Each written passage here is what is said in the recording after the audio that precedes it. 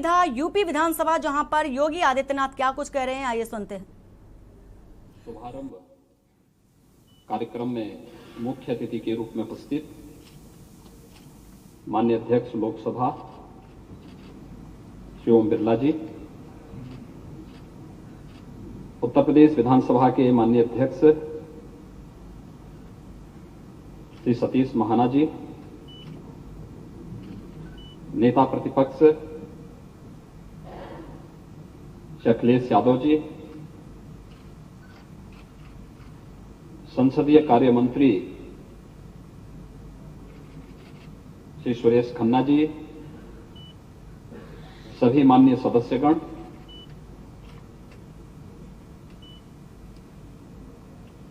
उत्तर प्रदेश विधानसभा के सभी नवनिर्वाचित माननीय सदस्यों के प्रबोधन प्रशिक्षण के लिए आयोजित इस विशेष कार्यक्रम में और ई विधान कार्यक्रम के शुभारंभ के इस आयोजन में मैं माननीय अध्यक्ष लोकसभा श्री ओम बिरला जी का आप सभी माननीय सदस्यों की ओर से और आपके माध्यम से उत्तर प्रदेश की जिस 25 करोड़ जनता के हितों के लिए यहां पर चिंतन मनन के कार्यक्रम चलने हैं, उन सब की ओर से हृदय से स्वागत करता हूं, अभिनंदन करता हूं।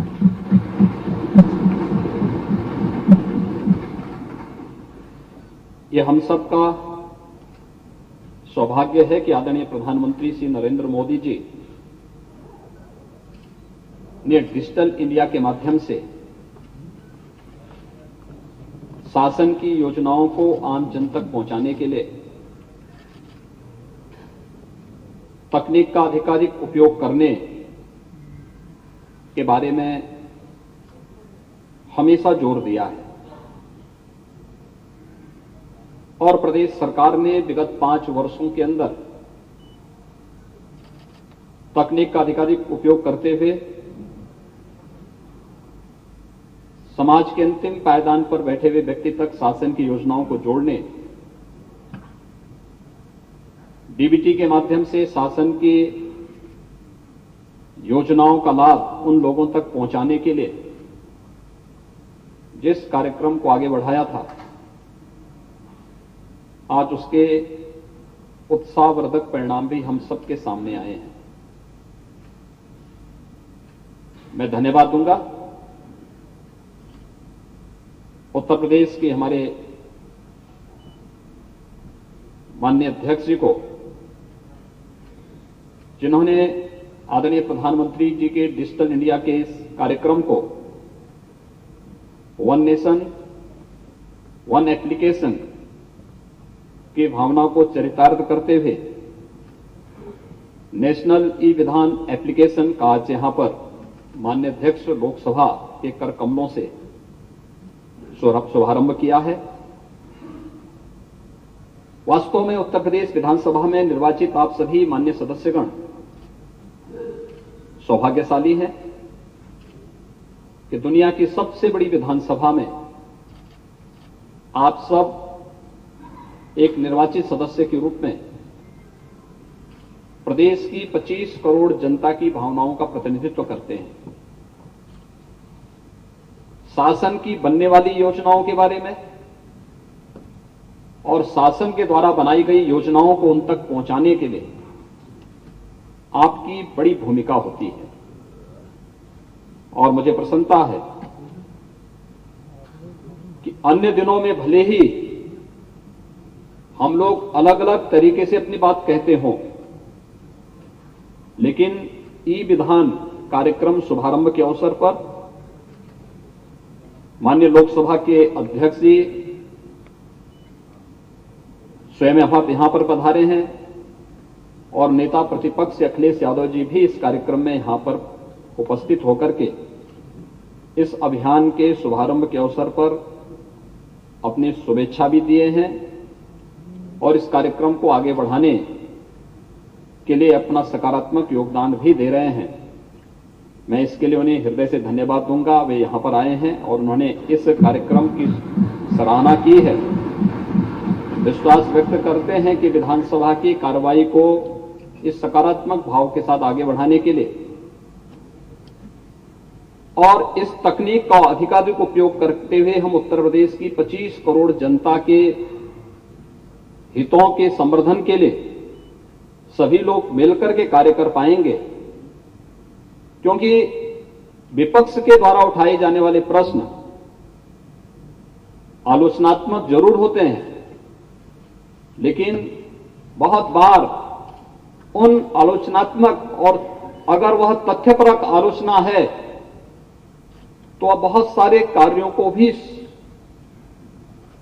सजगता के साथ और सुलभता के साथ आम जनमानस तक पहुंचाने में मदद करते हैं। और इस दिशा से सत्ता पक्ष और विपक्ष मिलकर के अगर 25 करोड़ जनता के हितों के लिए कार्य करने के लिए प्रतिबद्ध हों तो बहुत सारी समस्याओं का समाधान स्वतःस्फूर्त भाव के साथ होता हुआ दिखाई देता है। और इसलिए मैं धन्यवाद दूंगा उन्हें कि आज उन्होंने इस मंच के साथ शेयर करके अपने आप को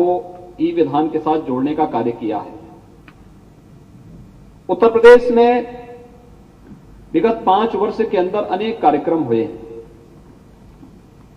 हमने 2 वर्ष पहले ही पेपरलेस बजट भी इसी माननीय सदन में हमारी सरकार ने प्रस्तुत किया था और उस समय भी मैंने माननीय सदस्यों के मन की इस पीड़ा को देखा था कि वास्तव में हम लोग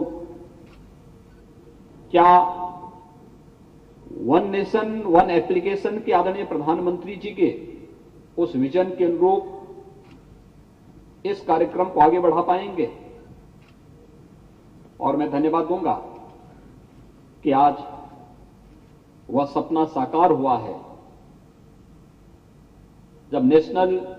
ई विधान एप्लीकेशन के साथ ही हमारी पूरी की पूरी ये विधानसभा ई विधान के रूप में बदल करके माननीय सदस्यों के कार्य को और भी सहज और सरल बना दी है। अब आपको बहुत मोटा बैग लेकर के आने की आवश्यकता नहीं पड़ेगी। बहुत बार होता था कि माननीय सदस्य जब सदन में आते थे तो अपने एक सहायक को साथ में लेकर के चलते थे और बहुत बार तो इस बात को लेकर के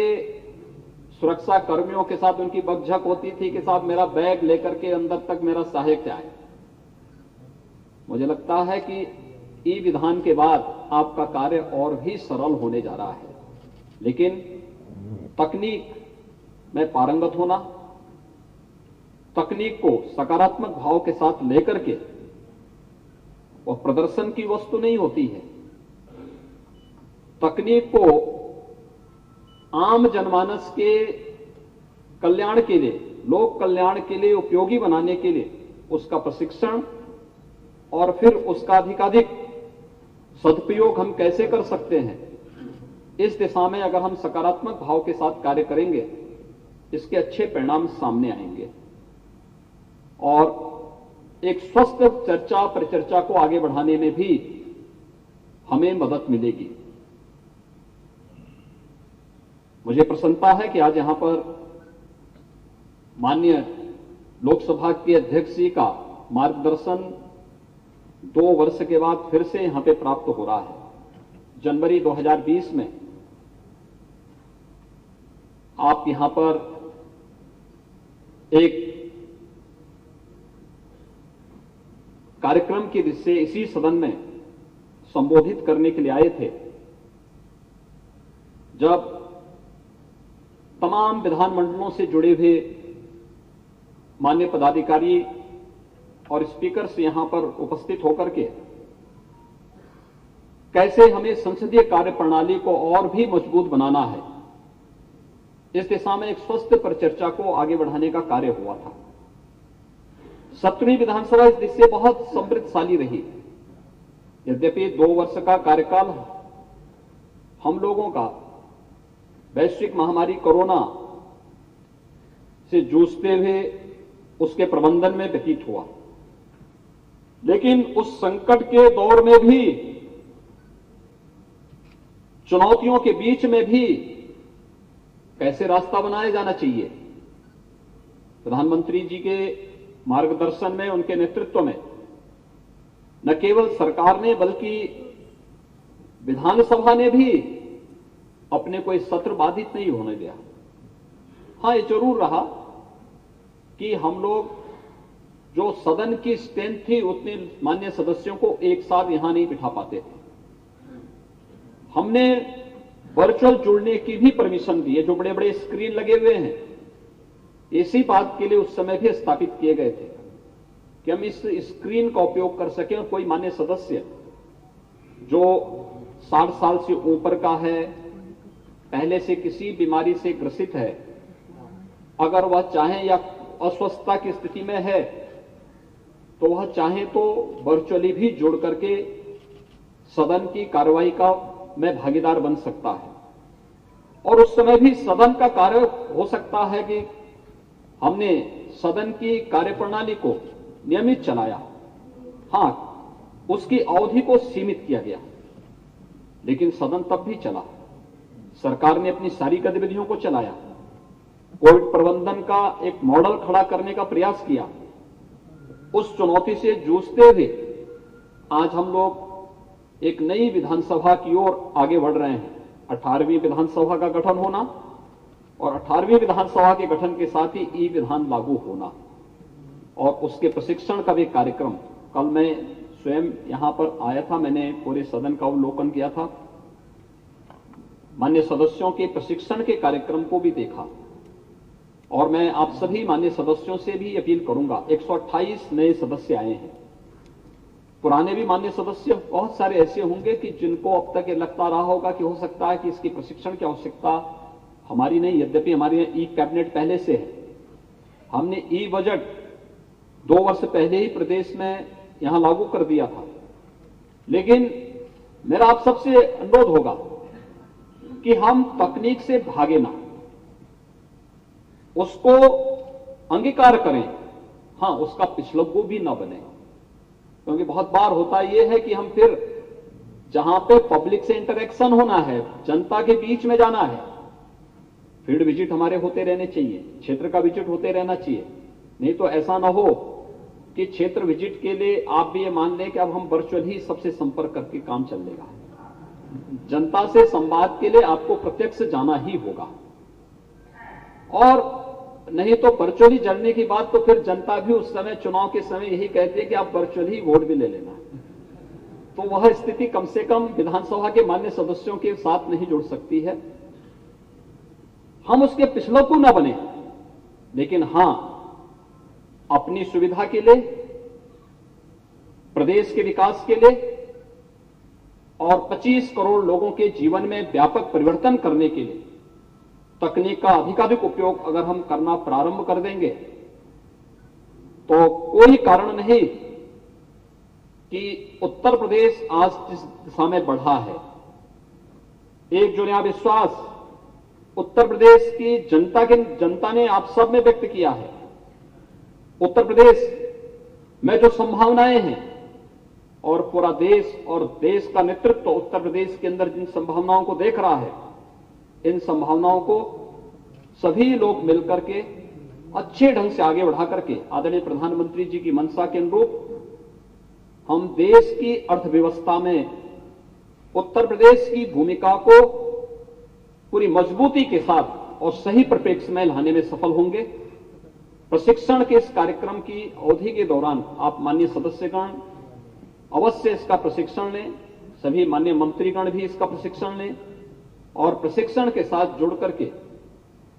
ई विधान का लाभ लें और फिर इसका उपयोग प्रदेश के विकास और प्रदेश की 25 करोड़ जनता के हितों के संवर्धन में हम लोग अवश्य करें। इस विश्वास के साथ मैं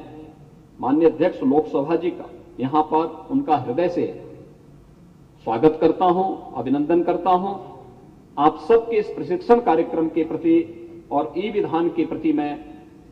माननीय विधानसभा के अध्यक्ष जी को हृदय से धन्यवाद देता हूं। आप सभी के प्रति अपनी शुभकामनाएं व्यक्त करता हूं और विश्वास व्यक्त करता हूं कि ई विधान लागू होने के बाद हम इस पूरी विधानसभा को फेज वाइज पेपरलेस बनाने के साथ ही जो हार्ड कॉपी हमारे पास आती थी,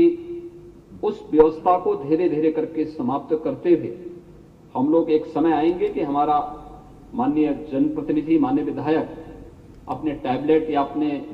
सारे कार्यक्रमों को ई विधान के माध्यम से ही जोड़ करके उसने अपनी सीट पर बैठा, और सबसे अच्छी व्यवस्था यह होगी कि वह अपनी सीट पर आके बैठेगा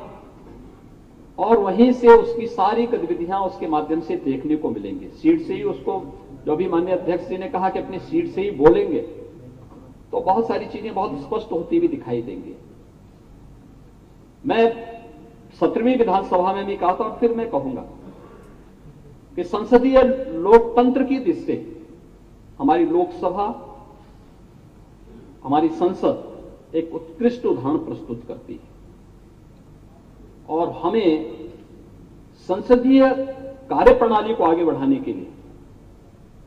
लोकसभा की कार्य पद्धति को अधिकाधिक उपयोग करना होगा। तो अभी आप सुन रहे थे सीएम योगी आदित्यनाथ को, जिन्होंने कहा कि सभी जितने भी विधानसभा सदस्य हैं उनको